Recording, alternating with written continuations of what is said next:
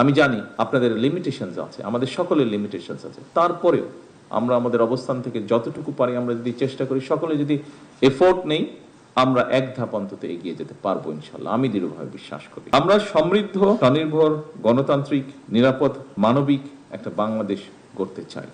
আপনি ইউনিফর্মের বাইরে গিয়ে আমার এই কথার সাথে একদম একমত পোষণ করবেন, এবং আমি বিশ্বাস করি একজন নাগরিক হিসাবে, এবং আমি বিশ্বাস করি ইউনিফর্মে থেকেও আপনি একজন মানুষ হিসাবে এই কথাগুলো বা এই কথার যে প্রতিফলন সেটি আপনিও চাইবেন একজন বাংলাদেশী হিসাবে।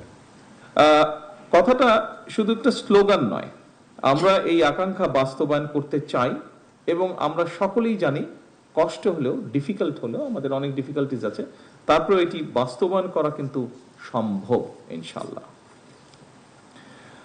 এবং এটা বাস্তবায়নের জন্য প্রথমেই যেটা প্রয়োজন সেটা হচ্ছে দেশের আইন শৃঙ্খলার নিয়ন্ত্রণ, জনগণের শান্তি এবং নিরাপত্তা বজায় রাখা।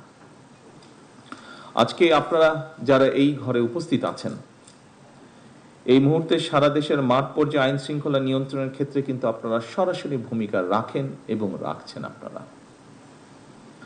সুতরাং আপনাদের উপরে যে অর্পিত দায়িত্ব, এই দায়িত্বটা যদি সফলভাবে পালনের সক্ষমতার পরিচয় দেন, আমি বিশ্বাস করি যেই কথাটা বলছিলাম যে একটি নিরাপদ মানবিক বাংলাদেশ, বর্তমান সরকারের নিরাপদ বাংলাদেশ প্রতিষ্ঠার পথে এক ধাপ আমরা এগিয়ে যেতে সক্ষম হব।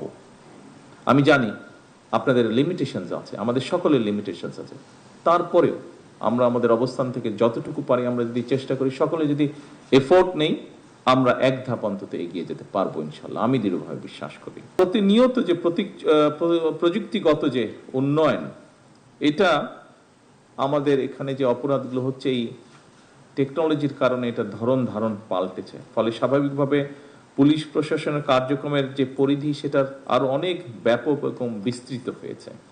স্বাভাবিকভাবেই বর্তমানের পুলিশের কার্যক্রম এখন আরো অনেক কয়েক দশক আগে যেমন ছিল তেমন না।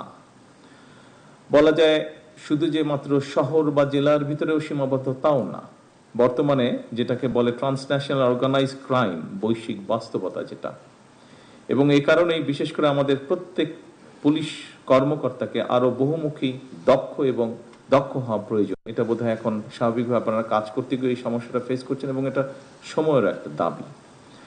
এরকম বাস্তবতাতেই পুলিশ প্রশাসনের নির্দিষ্ট কিছু পদ নয়, বরং আমি মনে করি প্রত্যেকটা পদই অত্যন্ত গুরুত্বপূর্ণ, প্রত্যেকটি পদ, যার যেখানে যেই পোস্টিং আছেন আপনি।